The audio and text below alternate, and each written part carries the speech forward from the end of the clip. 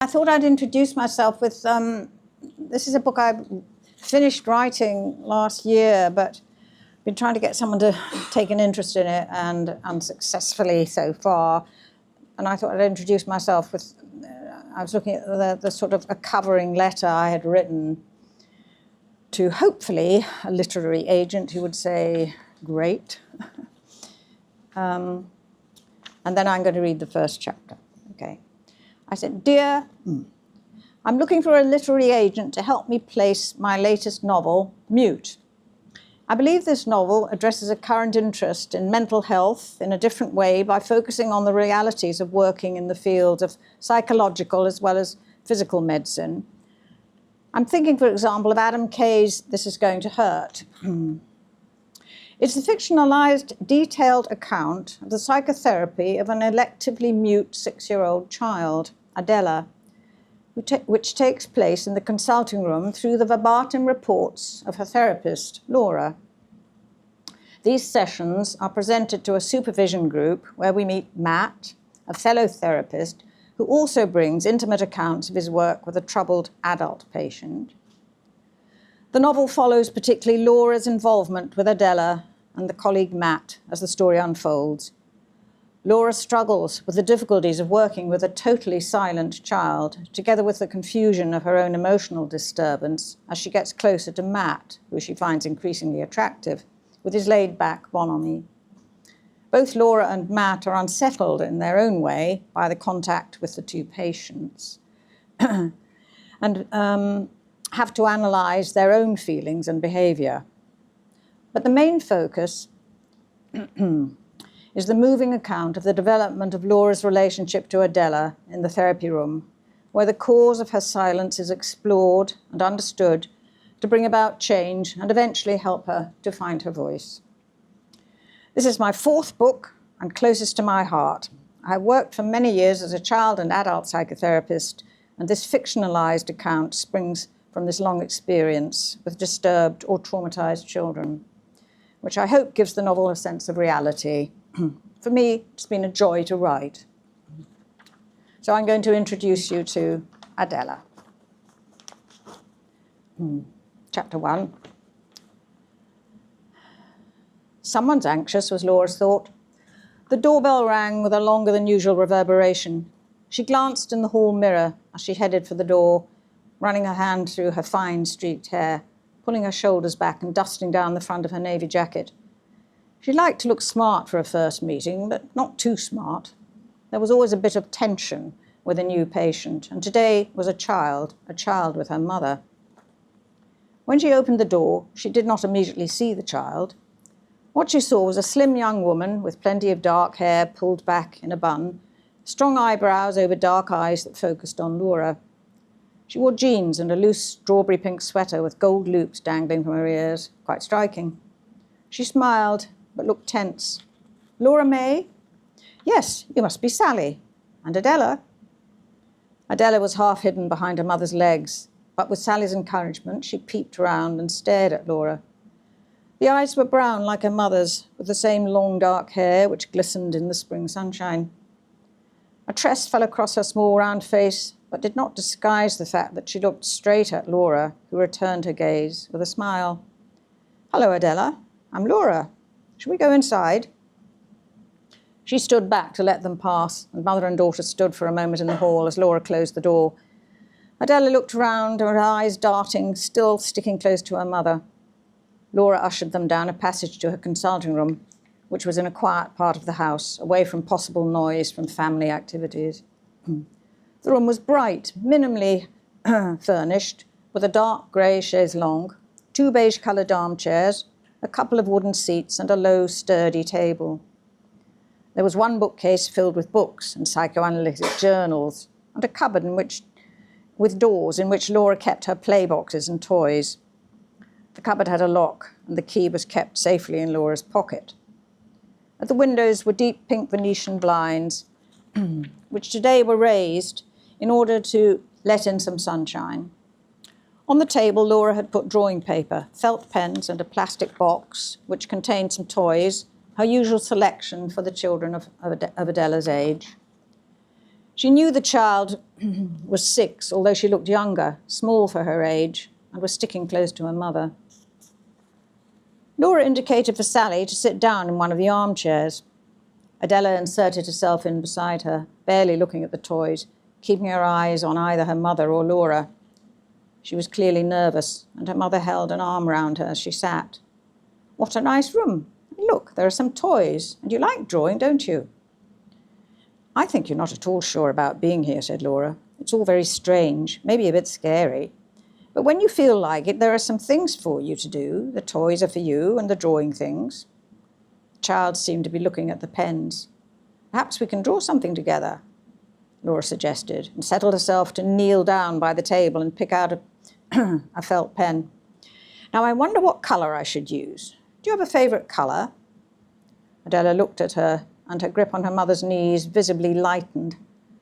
Laura continued to hum and haw a bit over the colours. "I think I like pink. Mummy's wearing pink, but the sun is shining today, and so I'm going to choose yellow. And I can start with a nice big sun." She drew a circle in one corner of a piece of paper. Adella watched, but did not move. Her mother shifted in her seat and spoke softly to her.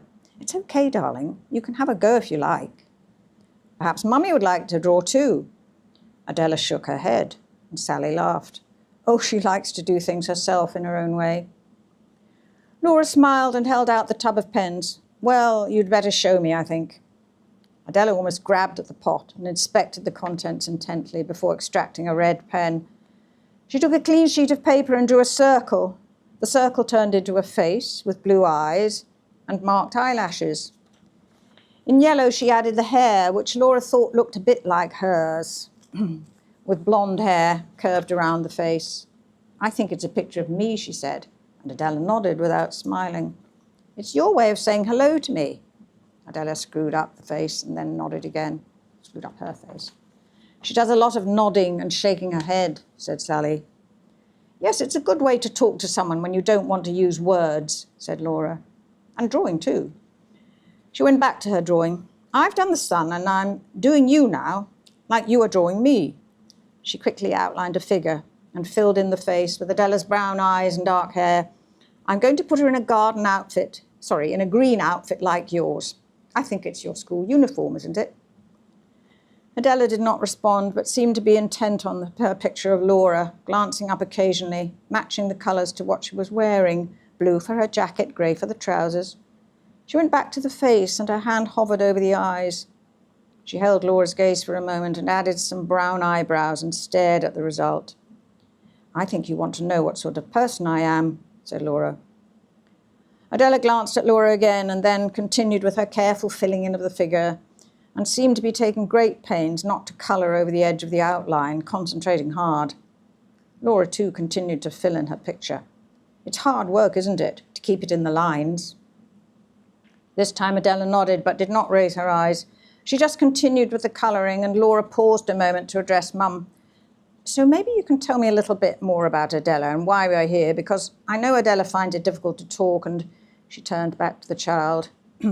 "I want to get to know you too, Adella." Sally sat back in her chair and let out a sigh. "Yes, well, you can see the problem. I told you on the phone that Adella doesn't speak, or very rarely, and she certainly doesn't speak at school, which is getting increasingly difficult. We worry that it's going to affect her schoolwork, friendships, everything." She looked quite cast down. "It's not that she can't talk, as I said. She understands everything and used to speak a lot. When she began school, she was fine, and then it was some time after she went into her second year that she started to get quieter. Her sister was born around that time, and we thought maybe it was connected. But she seems to get on okay with her sister now." She addressed her daughter. "You love Robin, don't you?" Adella turned and just looked at her mother, then returned to her drawing. She added a small bird-like creature for the picture near the feet of her Laura figure. It was brown with a red patch on the front, the red part done less carefully, spilling over the outline. "I wonder if that's Robin," said Laura. Adella nodded. Sally leaned over to look and laughed. "Yes, that's probably Robin. She is a little Robin, isn't she? She's a sweetie Robin with her rosy cheeks." She gave Adella an affectionate pat. "I know you love Robin." She turned to Laura. It's so hard to know, but I honestly think they love each other very much. Adella's quite protective of her, hates it if she's upset. She looked out of the window as she said this, her expression sad. She gets quite easily upset. I don't know why. If Pete and I remotely raise our voices, she doesn't like it, blocks her ears. Not easy, she shrugged. And it didn't used to be like that. Laura wondered just how much raising of voices there was in the household, but one of many questions for later. The task right now was to try and engage with Adella, who was still busy with her picture. She had left the bird and was putting a sun and some grey clouds in the sky. I wonder if it's going to rain with those clouds coming over. Adella pressed down firmly with her grey pen. I'll need my umbrella if it starts to rain. Adella quickly added a long black object, standing vertical near the figure. Is that my umbrella? She nodded and put the pen down.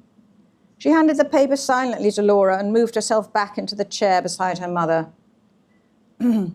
Sally's bag, a large holdall, lay on the floor, and Adella opened it up, searching for something. Are you looking for your raggie? Asked Sally. The child pulled out a rather dirty-looking cloth, which she held in her hand as she leaned against her mother. She didn't put it in her mouth, but twined it round her hands and snuggled close in. I think you're showing me you've had enough for today, Adella. But thank you for my picture. I'm going to keep it and see. Laura got up a little stiffly and went to fetch something from the bookcase.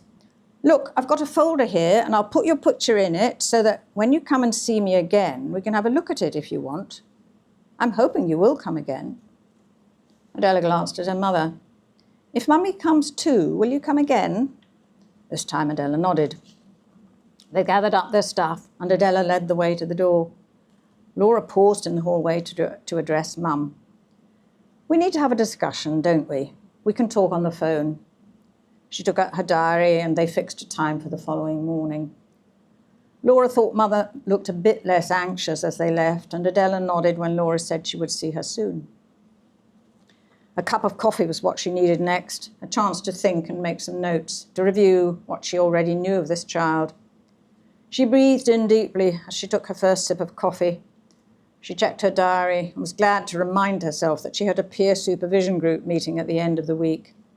She would present Adella and looked forward to being able to discuss it with what promised to be a complex case, a child who had gone mute for no obvious reason, a mother who seemed to want to think it related to the arrival of the baby, quite insistent that Adella should love her. She wondered what her colleagues would think. What would Matt make of it? Yeah.